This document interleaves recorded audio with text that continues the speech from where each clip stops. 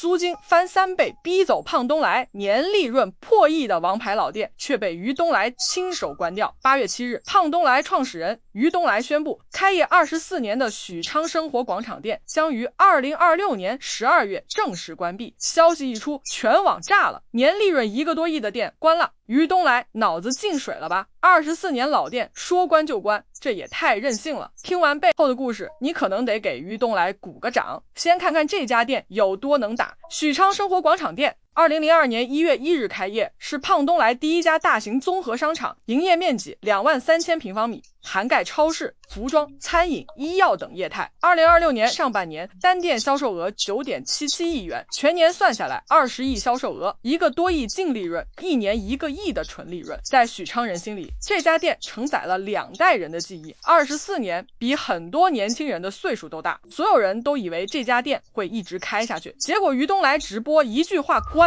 那问题来了，生意这么好，为什么要关？于东来在社交平台发文把真相说透了，事情得追溯到2015年。那一年，许昌生活广场项目的工作人员没有按公司规定统一签订租约合同，零散签订的租赁合同，导致个别租户的租金被抬升到了无法想象的水平，同等经营面积，租金差距悬殊，经营环境彻底失衡。于东来自己说，公司退也退不成，因为很多已经签了合同，继续干也不是，干也总是影响情绪，进退两难，整整卡了11年。其实这几乎总体占比并不很大，但无论钱多钱少，失去公平正义的精神是底线，这么多年始终是我的心结。于是租约一到关，但许昌生活广场还不是最惨的，最惨的是新乡大胖店。于东来回忆，当年新乡大胖店年利润6、7千万，结果房租到期，甲方直接把租金从800多万涨到2400万，翻了3倍。于东来怎么做的？我想都没想，直接放弃。年利润6、7千万，说不要就不要了。有网友算了一笔账，继续经营，每年稳稳上亿利润，坚持10年就是10个亿。但于东来就是不要，这哪是做生意，这是跟钱有仇吧？其实你站在房东的角度想想，也能理解他的逻辑。胖东来把这片商圈做起来了，人流如织，日进斗金。房东心想，这地段是我家的，你在我地盘上赚大钱，我凭什么不能多要点？从纯商业角度，这叫价值回归。但于东来不这么看，他认为商圈的价值是胖东来团队用24年一点一滴做出来的，不是房东施舍的。你在我最困难的时候签的约，现在看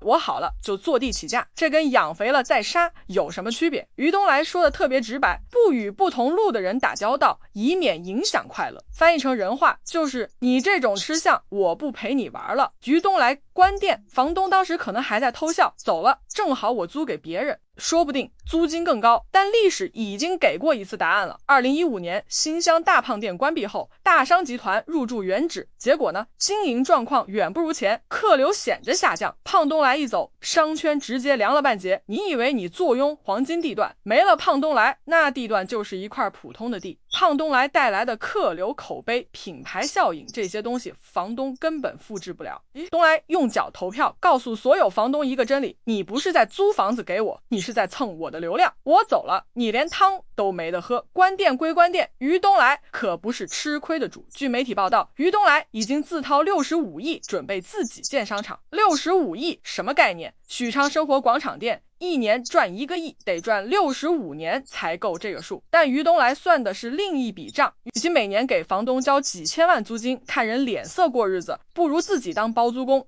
被房东坑了一次又一次，于东来终于悟了。而且根据于东来8月5日公布的未来3年计划，胖东来还有3个在建门店：郑州东站超市项目、许昌科技馆超市项目、许昌梦之城项目。他甚至放话，ESE 到2029年10月份以前，胖东来每个项目都要达到国际一流品质，达不到的项目都关掉，达不到标准就关，租金不合理也关。于东来关店只有2个原因，要么是品质不够，要么是公平不在，亲手关掉了一家年赚1个亿的24年老店。有人说他傻，有人说他任性，有人说他跟钱有仇，但于东来自己说了句话，值得所有做生意的老板好好琢磨，信仰和开心永远是第一位的。在绝大多数商人眼里，利润是第一位的，只要能赚钱，租金失衡、合作不公都可以忍。但在于东来这里，不公平，再多的钱也不赚。年利润1个亿的店说关就关，年租金800万变2400万，说走就走。